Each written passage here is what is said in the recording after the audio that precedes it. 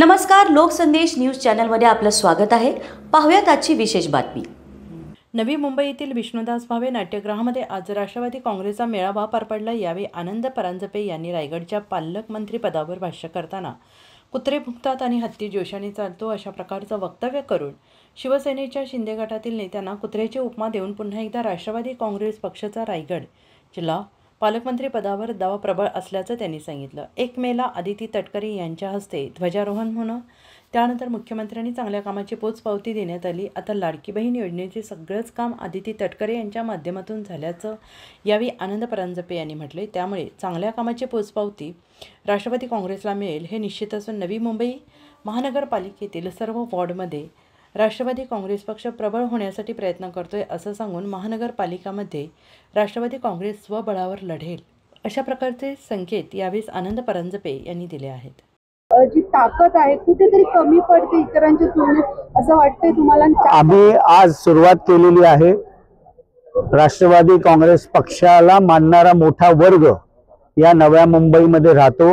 माननीय राष्ट्रीय अध्यक्ष अजितदादा पवार साहेबांच्या नेतृत्वावर विश्वास ठेवणारा एक मोठा वर्ग या नव्या मुंबईमध्ये राहतो। लोकसभेच्या वेळेला असेल किंवा विधानसभेच्या वेळेला असेल, राष्ट्रवादी काँग्रेस पक्षाला इथली खासदारकी असेल, आमदारकी असेल, लढण्याची संधी मिळत नाही। पण स्थानिक स्वराज्य संस्थेच्या निवडणुकीमध्ये प्रत्येक कार्यकर्त्याला वाटत असतं की संधी आपल्याला मिळाली पाहिजे। त्या दृष्टिकोनातून पक्षाची तयारीची ही आजपासूनची सुरुवात आहे।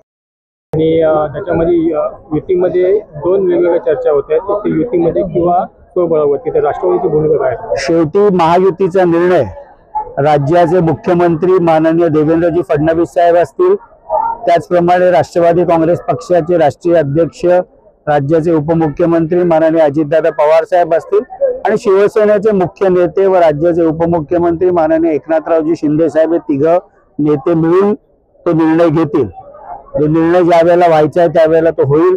पण राष्ट्रवादी काँग्रेस पक्ष एक राजकीय पक्ष म्हणून संघटना वाढीला आम्ही अधिक महत्त्व दिलेले आहे आणि नव्या मुंबईमध्ये येणारी महापालिकेची निवडणूक संघटनात्मक दृष्ट्या संपूर्ण 111 वॉर्डामध्ये संघटन उभं करण्याची जबाबदारी आमच्या सर्व कार्यकर्त्यांची आहे।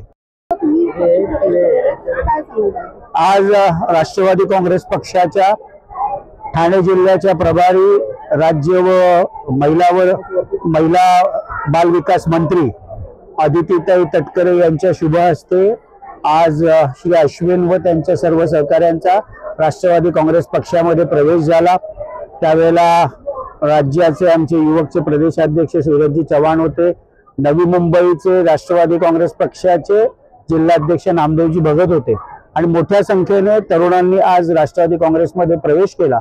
येणाऱ्या काळामध्ये संपूर्ण 111 वॉर्डामध्ये उत्तम युवकांचे संघटन बांधण्याची जबाबदारी आमचे युवकचे जिल्हाध्यक्ष कोळी असेल, संजय कांबळी असेल, या सगळ्यांना आम्ही दिलेली आहे आणि त्यामुळे उत्तम सामाजिक काम आणि राजकीय काम देखील ही आमची नवीन टीम करेल।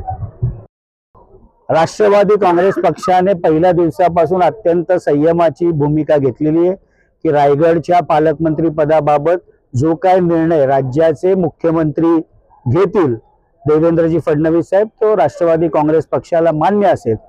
आणि खरं तर ज्या मंत्र्यांना 1 मेच्या दिवशी सर्वोत्कृष्ट विभागाचं काम केलं अशा प्रकारचे खुद्द देवेंद्रजी फडणवीस साहेबांनी स्तुती केली अशा राष्ट्रवादी काँग्रेसच्या मंत्री महिला व बाल विकास विभाग ज्यांच्या नेतृत्वाखाली संपूर्ण महाराष्ट्रातल्या जवळजवळ 2,47,00,000 भगिनींना मुख्यमंत्री लाडकी बहीण योजनेचा लाभ मिळाला अशा कुमारी आदितीताई तटकरे या कामामध्ये अव्वल आहेतच।